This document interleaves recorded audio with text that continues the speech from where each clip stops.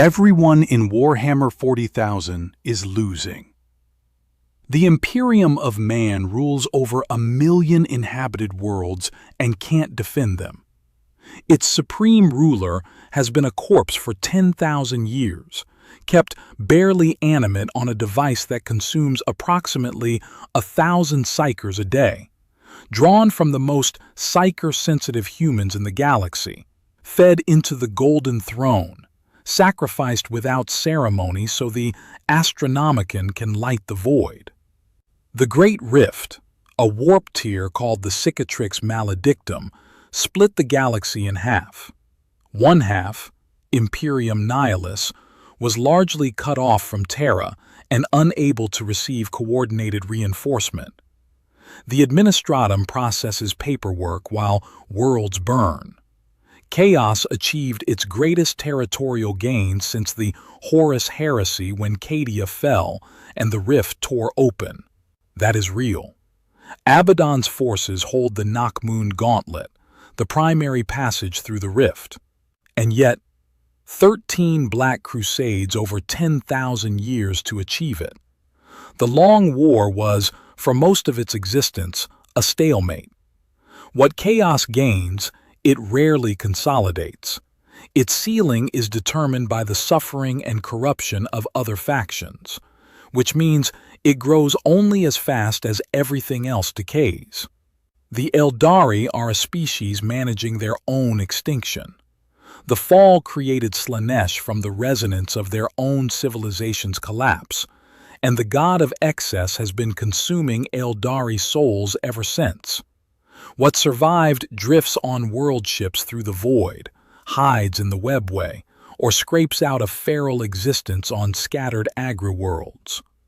The Inari death cult is a plan for managed extinction, framed as theology. The Necrons slept for approximately 60 million years and woke to find their empire was ash. Tomb worlds destroyed or malfunctioned during the Great Sleep. The Triarch that once unified the dynasties no longer functions. The Silent King, Sarek, last of the Saracen line, returned from self-imposed exile in intergalactic space not to reconquer the galaxy but to perform damage assessment and rally a fractured people against the Tyrannid threat.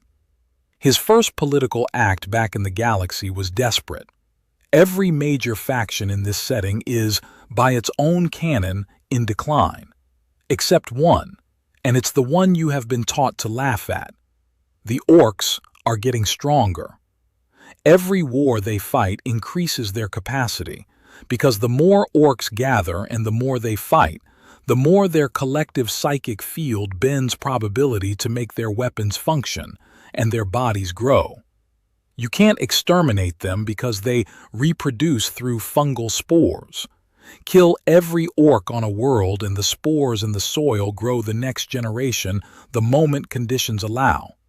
They were built this way, deliberately, by the oldest civilization in the galaxy, as a living weapon for a war 60 million years ago. The weapon never received the order to stand down. Measure the factions of Warhammer 40,000 not by their propaganda, not by their lore book covers, but by the metrics that determine long-term survival. Irreducibility. Can they be exterminated? Growth under pressure. Do they get stronger or weaker when they fight? Trajectory. Are they gaining or losing ground? By those measures, the answer isn't the Emperor. It isn't the dark gods. It's the faction on the box art with the bad grammar and the big teeth. The terrible truth no one will accept. The comedy faction is the apex faction, and they were designed to be. The mechanics underpinning that claim belong to Games Workshop, established canon. The conclusion drawn from those mechanics is the argued case built here. Here is how we get there. The Orc origin story does not begin in a cave. It begins approximately 60 million years ago, in a conflict that made everything since look like a border skirmish. The War in Heaven. Necron and Aeldari codex sources date it at 65 to 60 million years before the 41st millennium. The figure varies slightly by edition, but the order of magnitude holds across all of them. It was a war between the Old Ones and their allies against the Necron tier, who had made a bargain with entities called the C'tan. The C'tan were star gods, entities of immense power that the Necron tier, a species afflicted by radiation-shortened lifespans and seething with collective resentment, invited to consume their organic bodies and transform them into metal. What emerged from that transaction were the Necrons, soulless, undying, functionally immortal warriors with star god patrons that made them nearly impervious to the psychic weapons the Old Ones relied upon. The Necron tier solved their species' mortality problem by giving up everything that made them a species. The Old Ones were the oldest advanced civilization in the galaxy. Reptilian, ancient beyond easy calculation. Their primary capability, the one that defined them, was biological engineering at a scale no other species has matched before or since. They had already created the Aeldari as allies in the war's early stages, a psychically gifted, intellectually sophisticated species built to serve as partners against the Necron threat. Exquisite work. It wasn't enough. The C'tan weren't sorcerers to be outmaneuvered by psychic talent. They were star gods who fed on the energy of suns, and the Necron warriors they empowered were sufficiently deathless that attrition, the normal mechanism by which wars end, barely applied to them. The Old Ones needed something blunter. They created the Krork. Orc legend calls their creators the Brain Boys. Modern lore equates the Brain Boys directly to the Old Ones, the engineers who created the Krork in the war's later stages as a mass assault weapon. Necron and Aeldari sources that survive the era both record the same species. Canon describes the Orks as a biologically engineered species, created more than 60 million Terran years ago as a warrior race originally called the Krork by the long-vanished reptilian alien species known as the Old Ones, created to fight the Necrons and their C'tan masters in the great interstellar conflict called the War in Heaven that shattered the galactic civilization of the Old Ones. The Krork weren't orcs in any form you would recognize. That gap between what the weapon was and what it became is one of the most consequential lore facts in the entire setting. Simon Spurrier's Xenology, an officially published Games Workshop background book from 2006, the text that first named the Krork explicitly in print, depicts them as vastly larger than modern orcs, significantly more intelligent, more disciplined, operating as precision bioweapons under Old One direction.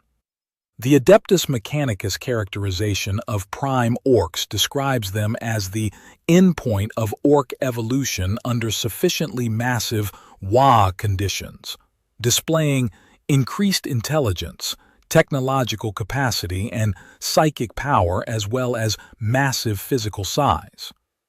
One prime orc from the War of the Beast in 544, M32, was described as approaching the size of a hab block, fully encased in advanced power armor, and speaking clear and fluent Gothic. The Primarch Vulcan was reportedly shocked. Mechanicus analysts theorized that prime orcs represented the final evolution of the orcoid race, evolved by the species out of necessity when an orcoid empire reached a certain size and power. That theoretical endpoint was what the Krork simply were, by default, their baseline. But size isn't the most important detail. The Old Ones didn't merely create the Krork as soldiers. They encoded them. Codex material confirms it. The Old Ones were apparently able to encode information on how to build and maintain technology in their genetic templates. Mech boys require very little training because they understand mechanical principles at a fully instinctive level. The knowledge is in their DNA. A mech boy building a working engine without ever having been taught to do so isn't improvising. He is executing a program written into his genome 60 million years ago by the most advanced biological engineers in galactic history. The odd boys, mech boys, pain boys, weird boys, run-thirds, are the specialized outputs of a genetic template with purpose-built castes. They didn't develop these roles culturally. They were designed with them. This is a program still running. Modern orcs are the degenerated descendants of the Krork, and that distinction matters enormously. The Krork didn't die off and get replaced by a separate creation. Without the old ones to direct them, without the Necron-tier threat that had maintained the selective pressure driving their full capabilities, without the brain boys managing the program, the Krork degraded over millions of years into the form that fights in the 41st millennium. The weapon eroded from its original specifications. It still functions. The old ones lost the war in heaven. Their fate is described consistently across sources as disappearance. Long vanished is the recurring descriptor. Whether destroyed, whether fled, whether transcended into something beyond matter, canon does not settle definitively. What it settles is the consequence. With the old ones gone, the Krork had no commanders, no mission-in signal, no off-switch. The Necrons went into 60 million years of hibernation to escape the chaos that followed. The Catan were eventually shattered by the Necrons themselves into contained fragments. The old ones were gone. The weapon kept running, degraded, directionless, and functionally indestructible. There is a question that every Imperial commander who has fought Orks eventually confronts, usually in the ruins of a campaign they believe they had won. The Wa is broken. The Horde is scattered. The planet is cleared. Then, months later, or years later, or decades later, feral orc tribes emerge from the wilderness. The war starts again. Codex documentation states this as a settled outcome. Once a world has seen war with orcs, it's never free from it again, as new generations of feral orcs grow in distant corners to begin new cycles of conflict. Feral orcs appear after a Wa has passed through a planet, not as stragglers but as the inevitable biological consequence of the orcs having been there at all.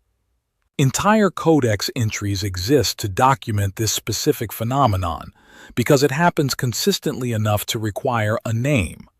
The biological mechanism is as follows. Orcs are a symbiosis of animal and fungus at the cellular level. The fungal component makes orcs one of the most proliferative species in the galaxy. Adult orcs release spores continuously throughout their lives. At death, they release them in mass quantities. The 4th edition Codex, Orks, states it directly. An orc's demise triggers a mass release of spores that can develop into dozens of new orcoid organisms. Those spores settle into soil and rock. They lie dormant. The 9th edition Codex indicates for years, potentially much longer. When conditions allow, they germinate. They don't grow a single orc. They grow an ecosystem. The cascade works in sequence. The entire basis of the orcoid ecosystem begins with squigs, then snotlings who cultivate the squigs and the fungus they feed on, then Gretchen, and finally the orcs themselves.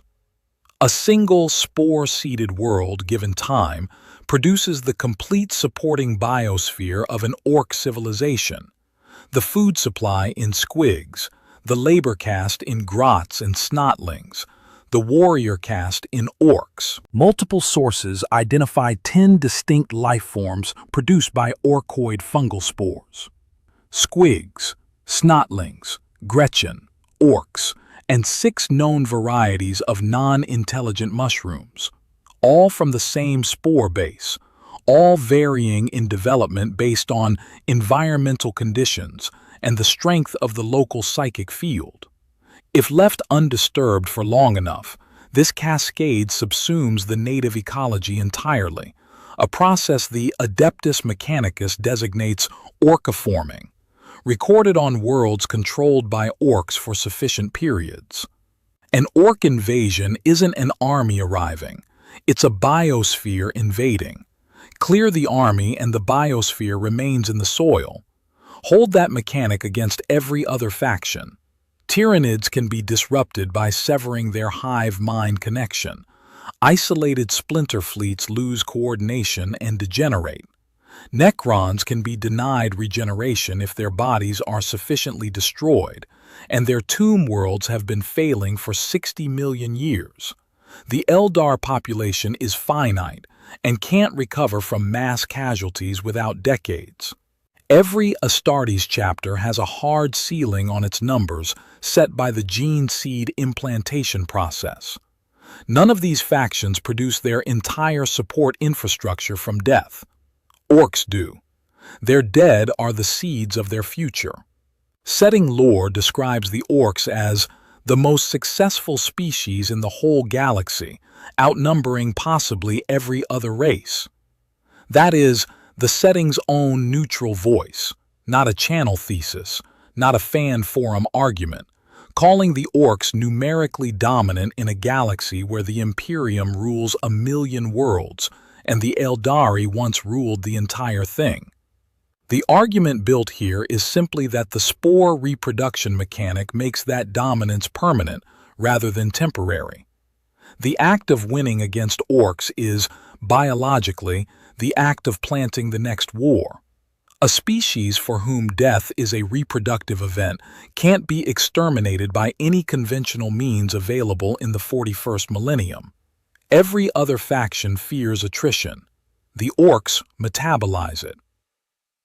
Irreducibility explains why orks can't be eliminated. It does not fully explain why they are a dominant force. For that, you need the Wa. Every ork is a latent psyker, not in the way a human or Aeldari psyker draws individual power from the warp. The old ones denied that individual capacity by design. What they engineered instead was a collective. Ork Codex material across multiple editions describes the Wa as a collective psychic field generated by concentrations of orks, one that bends reality toward orkish beliefs and allows their ramshackle technology to function properly. If enough orks believe their designs are sound, the field makes them so. If enough orks believe their vehicles are fast, the vehicles are fast. The precise scope of this effect is a real lore debate. How much is direct reality shaping versus probability enhancement? How much emphasis shifts by addition? The most defensible reading, supported across primary sources, the Wa field biases physical outcomes. It makes unlikely events more likely. It makes crude technology substantially more reliable than the materials and construction quality should permit. The field does not make empty tubes fire from pure belief. Mech boys carry genetic engineering blueprints, and ork technology is functionally real. Non-orks can and do operate captured ork weapons successfully in Black Library fiction, including both Caiaphas Cain and Ragnar Blackmane documented piloting ork vehicles in combat. The psychic enhancement amplifies working mechanical knowledge rather than substituting for it. The amplification is literal and canon confirmed. The 4th edition codex, Orks, in its out-of-universe narrator voice. Orks believe that a vehicle that has been painted red can outstrip a similar vehicle that isn't. As odd as it may seem, they are quite right. The Codex isn't reporting an Ork claim. It's confirming the Ork claim is accurate. Red vehicles are faster. Not because paint has aerodynamic properties, but because enough Orks believing something through the Wa field is sufficient to make it physically true. The 7th edition reinforces the logic. Ork tools work wonders because the sheer belief that these tools can work wonders often seems to mean they do just that. Ork mech boys function through two simultaneous mechanisms that compound each other. First, genetic encoding that gives them instinctive mechanical understanding, blueprint knowledge hardwired by the old ones 60 million years ago. Second, Wa field probability warping that makes the constructions produced by those instincts work better in Ork hands than the materials have any right to allow. The result is crude technology that functions devastatingly well, that other species can use, but that reaches full capability only in the hands of the species it was designed for. That is purpose-built engineering operating exactly as intended. Now run the faction comparison. What happens to the Imperium when it goes to war? It bleeds. Guard regiments are raised from planetary tithes, dispersed across hundreds of fronts that can't communicate coherently since the Great Rift. Astartes chapters are produced through a years-long gene seed process with a hard ceiling on output. Every sustained campaign costs resources the Administratum struggles to replace in a galaxy that is literally splitting apart. Every major Imperial military campaign eventually reaches a logistical limit. Supply lines, reinforcement timelines, the rate at which planets can replace the regiments they tithed. The war exhausts them. What happens to Orks when they go to war? They grow. Ork physiology documentation confirms they can continue to grow throughout their lives, and that this growth is directly tied to their social standing, the largest Orks always being the most dominant. Growth is driven by combat experience. More fighting means physically larger, physiologically more resilient Orks. Adeptus Mechanicus xenobiologist Genitor Aurelius Thos documented the phenomenon directly. Orks witnessed suffering fatal wounds in the midst of heavy fighting have often been observed again several days later, larger and stronger than they were before their injuries, and with no sign of those wounds save for some largely superficial scarring. Injuries that would kill any other species function as a growth stimulus for this one. The feedback loop operates at every level simultaneously. Individual Orks grow through combat. Larger Orks dominate smaller ones, concentrating power in the most battle-hardened individuals. More Orks gathering means a stronger collective psychic field. A stronger field means more reliable technology, more favorable physical outcomes, stronger individual Orks, and a gravitational pull that draws yet more Orks to the conflict. A Wa that reaches a certain size becomes self-sustaining in a way no other faction's military campaign can match. It draws Orks from surrounding regions, drawn by the psychic call of the growing field, the war feeding itself toward greater scale and destructive capacity the longer it continues. The Weird Boys are the proof of concept for the scaling mechanic at its most extreme. They are the individual Orks who channel the collective Wa field as direct psychic power. The more Orks present around them, the more powerful they become, and the more unstable, because the field grows faster than a single individual can process or vent. They are overflow valves for a system that scales with the size of the mob generating it. Every Weird Boy that explodes in a kill radius of energy is a demonstration of how much power a sufficiently large Wa is generating at any given moment. That asymmetry is the heart of the thesis. War is the mechanism by which every other faction decays, through casualties, resource consumption, strategic overextension, political fragmentation. For the Orks, war is the growth mechanism.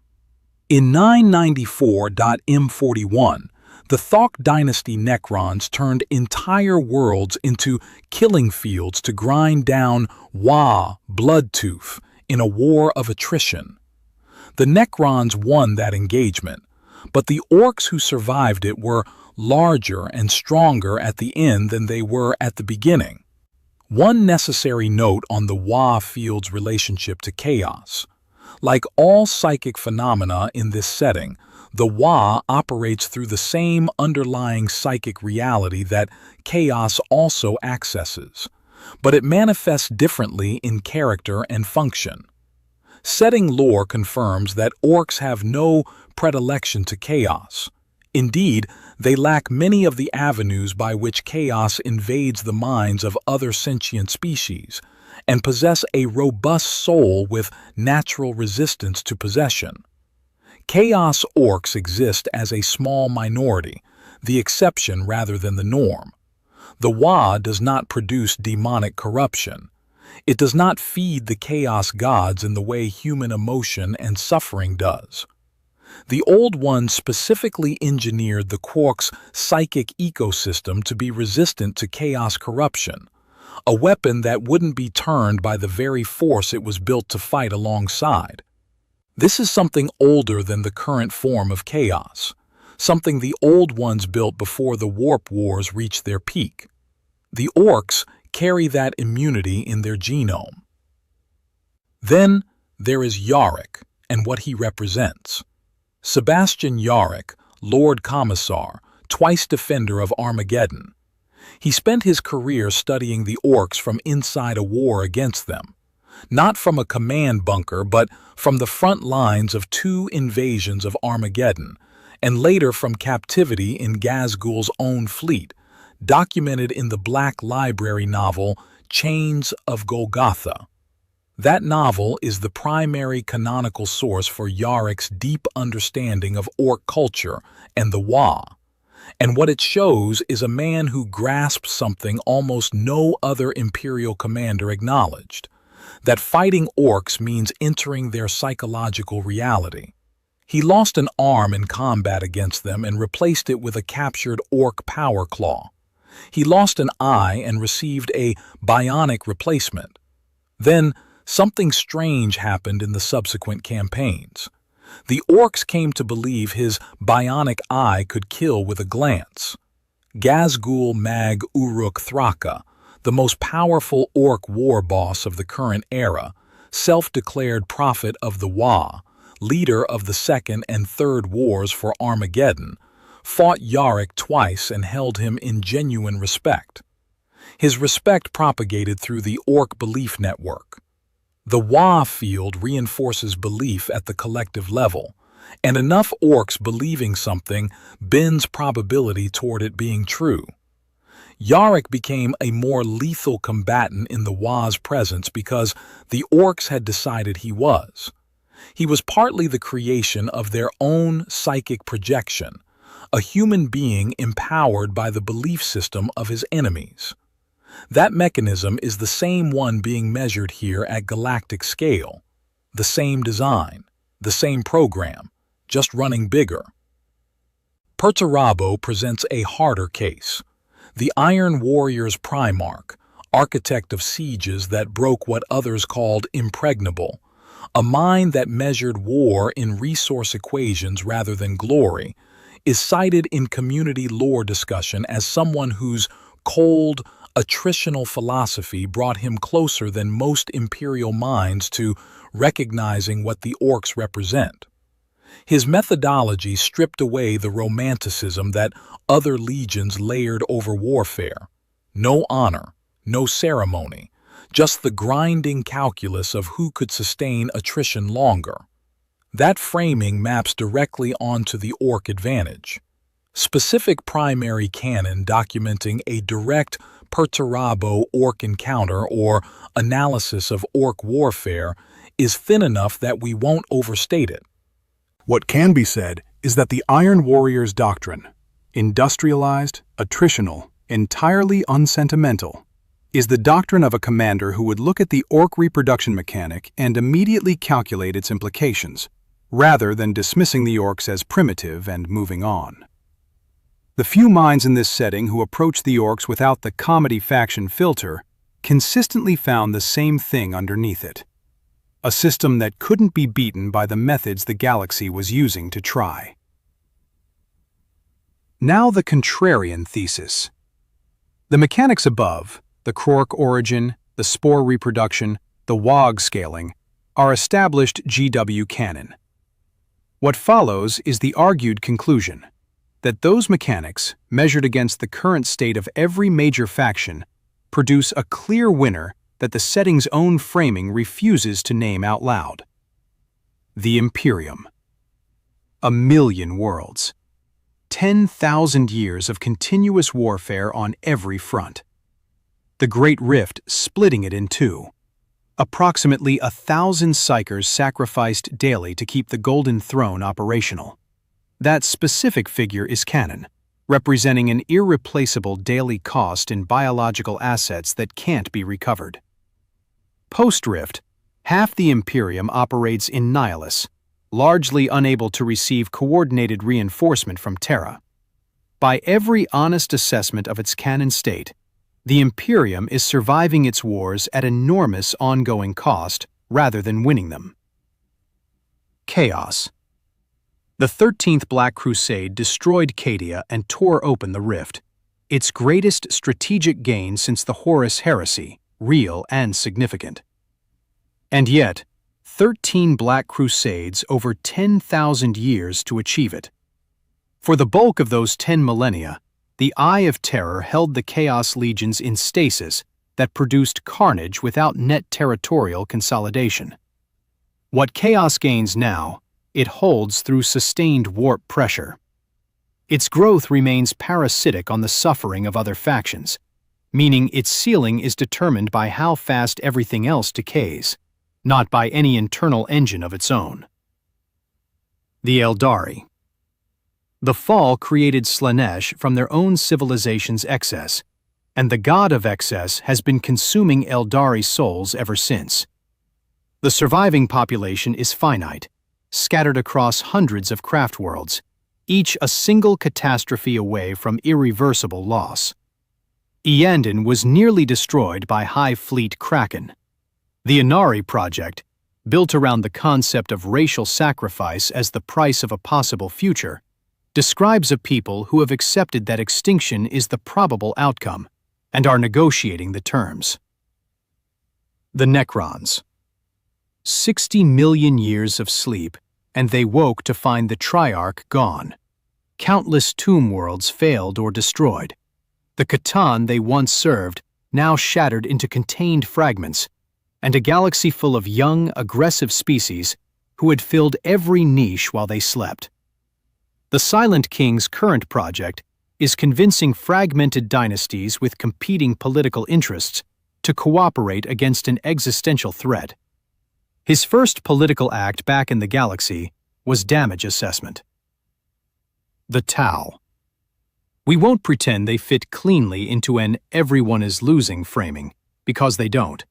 They are expanding, successive sphere expansions, adding systems on the eastern fringe, a genuinely growing power with coherent leadership and a functioning alliance structure. The Great Rift killed millions of Tau and devastated multiple colonies, and their total military capacity remains dramatically smaller than any of the legacy powers. They are also young enough that they haven't yet encountered the full weight of what the galaxy can produce. The Tau are the one honest complication in this argument, and we acknowledge it directly rather than pretending it away. And then there are the Orks. Setting lore describes them as the most successful species in the whole galaxy, outnumbering possibly every other race. Ork empires appear across the documented record from N37 through M42. The list of Ork WOGs records over 100 named campaigns officially recognized by the Imperium, and that list only captures the ones large enough to merit imperial designation, not the constant background hum of smaller incursions on every inhabited front. The Ork Empire of Sheridan has survived for thousands of years under successive warlords, institutional continuity measured in geological time, by a species conventionally dismissed as too anarchic to build anything lasting. In 544 M32, an orc known only as the Beast united much of the orc race in the largest wog the galaxy had ever recorded, driving the Imperium to resort to, in the words of the Codex, the most extreme of measures, at great cost to the Adeptus Astartes. The Beast's lieutenants had grown to prime orc proportions, capable of assaulting multiple star systems simultaneously. The Imperium stopped it. The wog scattered. The spores seeded across 100 fronts kept growing. The Octarius War, ongoing since 989 M41, has the Orc Empire of Octarius fighting Hive Fleet Leviathan to prolonged mutual attrition. The Imperium deliberately directed Leviathan toward Octarius. They used the Orcs as a strategic buffer against a devouring Hive fleet. The faction described as comic relief was considered more viable as a shield than any available Imperial force the Segmentum could deploy. That decision is the Imperium implicitly acknowledging the thesis. The Tyranids merit acknowledgement as the one faction presenting a rival claim to the growth model.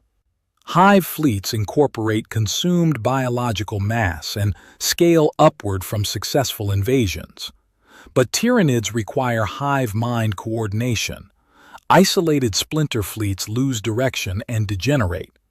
There is a central command structure that can be severed. The Orcs have no hive mind, no center. The Octarius War is the most direct, prolonged test of these two growth models against each other, and it has produced decades of mutual attrition with no clear victor. The Orcs held. Core-setting lore states the theoretical limit plainly. In the purely theoretical event all the Orcs were to unite, they would undoubtedly crush all opposition. That is the only honest way the setting has of saying the outcome is already determined.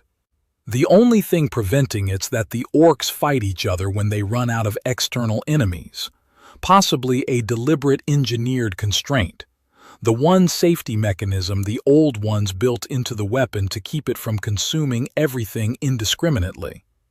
Even that condition continuously selects for larger, stronger, more capable individual Orcs. Their internecine warfare is still a growth process. By every metric that determines long-term faction viability, irreducibility, growth under pressure, territorial persistence, the Orcs are advancing on all three axes while every other major power retreats on at least one. Look at the galaxy of the 41st millennium and count the dying. The Imperium sacrifices 1,000 psykers daily to keep a dead god skeleton functional, its eastern half cut off behind a wound in reality it can't close. Chaos spent 10,000 years achieving a stalemate and called it the Long War. The Aeldari planned their extinction carefully. The Necrons woke from 60 million years of sleep to find everything they built was ash. Every single power in this universe is in decline. And then there are the Orcs. The ones on the box art with the big teeth and the bad grammar. The ones who hold empires that predate the Imperium, whose dead are the seeds of their future, who fought Hive Fleet Leviathan to a standstill in Octarius, while the Imperium used them as a shield. They are getting bigger. They can't be exterminated because their deaths plant the next generation. They get stronger the more they fight, while everyone else only bleeds. They are doing all of it because 60 million years ago, the oldest civilization in the galaxy built them, on purpose, to be the perfect weapon, and then lost the war and left the weapon running. The Orcs aren't the comic relief of Warhammer 40,000. They are the last thing standing when the lights go out, and they were designed to be. That is the truth the whole setting is too proud to say out loud. Subscribe if you want more lore examined at this depth. The Yarick video covers the WoW field from the ground up, and the man the Orks made legendary through belief alone. Link is in the description.